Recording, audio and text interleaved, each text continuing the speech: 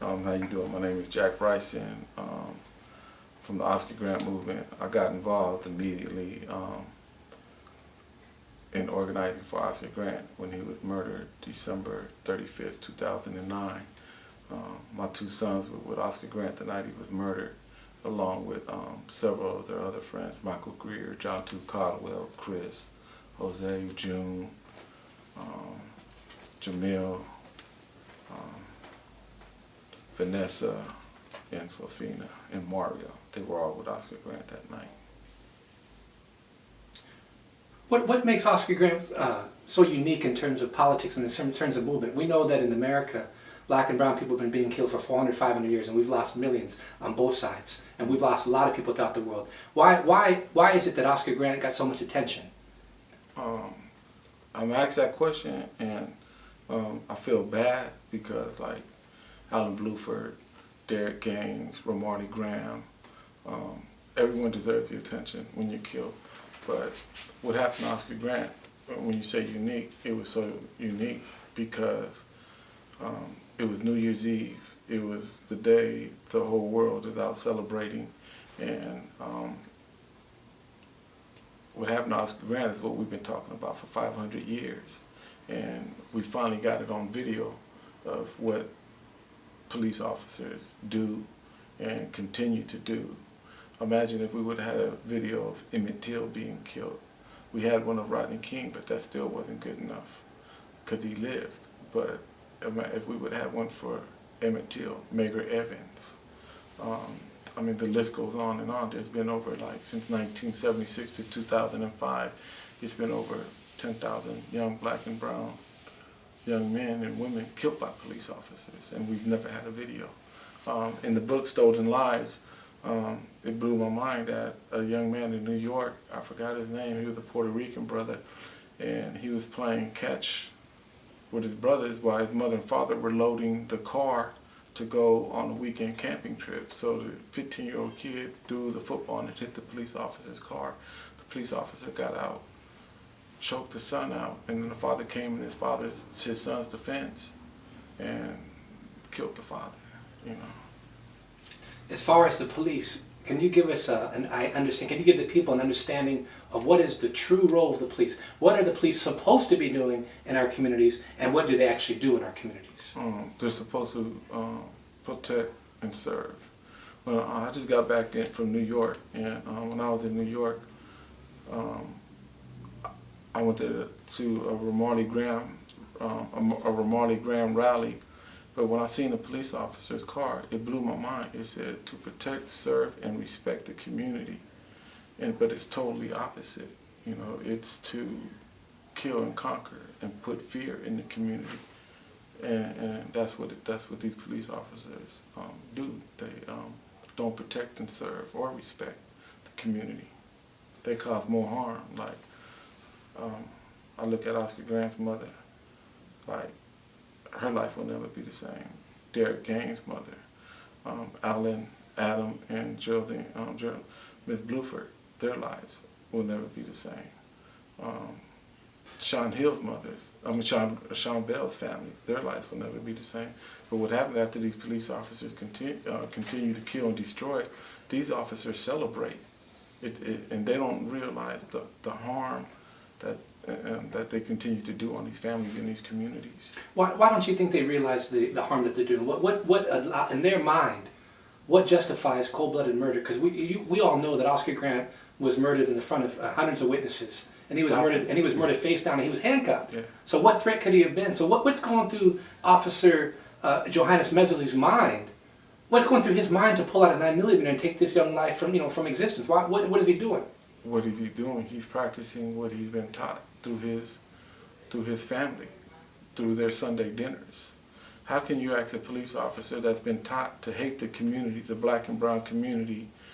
He's been taught racism. He's been taught to hate this community, but then yet you're giving them a gun and a badge to come in as peace officers to protect and serve the community that they've been taught to despise and hate through racism.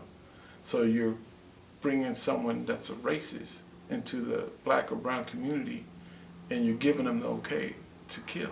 That's what goes on through their mind.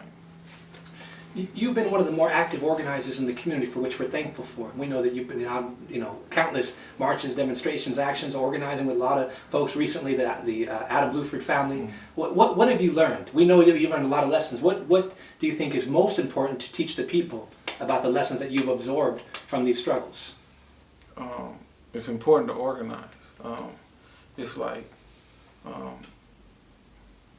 I learned so much, but what I've learned is like, the other day, I forgot where I was at, but it just came upon me, and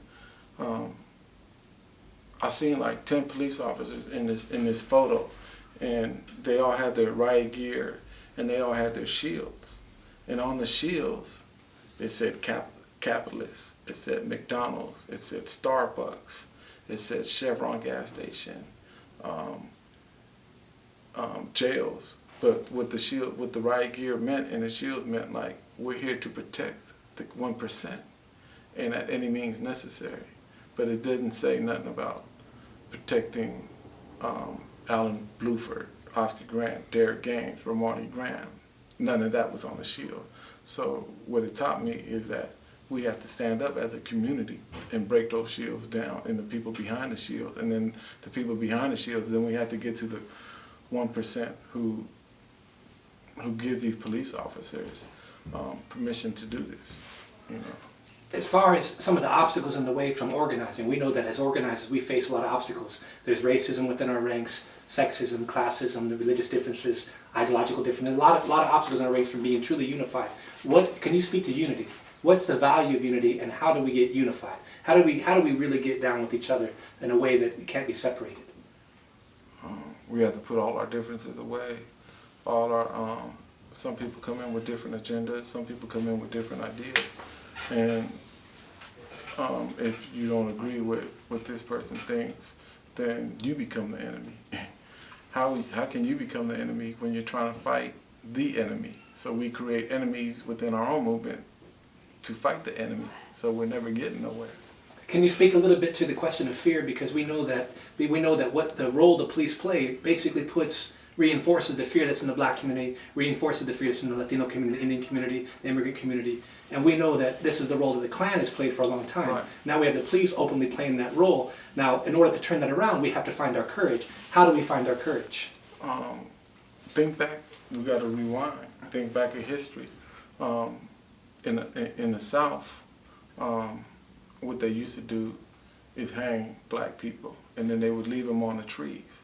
And when you drive by, even your own family, you seen that person in a tree hanging, you were like, oh shit, and that created fear. And that fear keeps going forward, and instead of the ropes, like Malcolm X said, they're trading in their white sheets for blue uniforms. So now they changed the white sheets into blue uniforms, but now instead of using ropes, they're using guns. So nothing has changed it's been 500 years. There's one great activist, what they did, how they pumped fear in the community.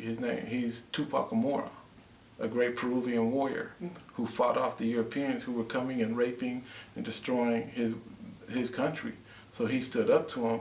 So what they did, when they finally captured him, they brought him into the community and they tied 4 horses.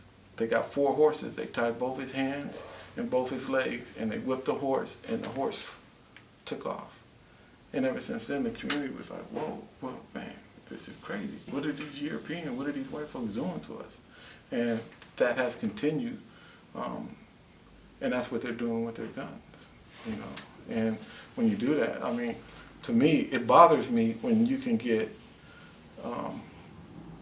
Michael Jordan's Nikes, people will line up in thousands, tens, thousands around the world, around the United States, to buy Jordans.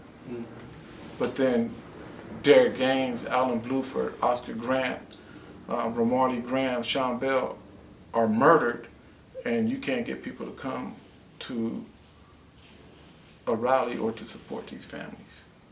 That's a very It's backwards. That's a very powerful point you make, and I think the point is well taken. In terms of finding a courage, that's part of it, but also how do we? What would you say in terms of education? Because some of us believe that part of why we're in this mess is because of our ignorance and because they play on our ignorance. So how do we get out of our ignorance?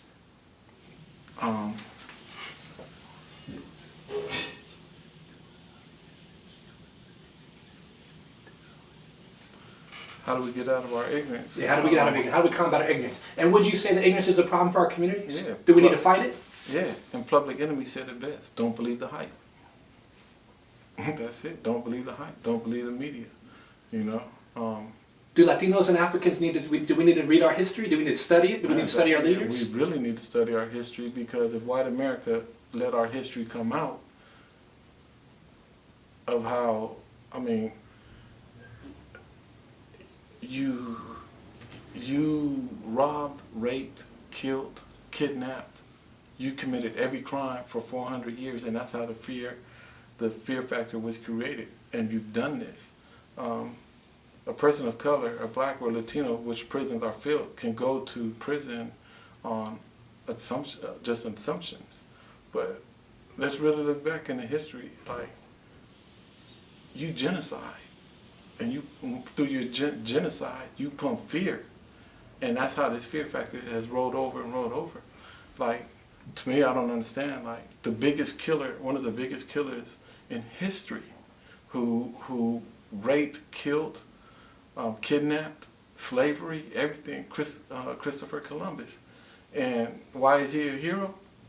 Because what he's done to black Haiti, what he done to these third world countries. And you give him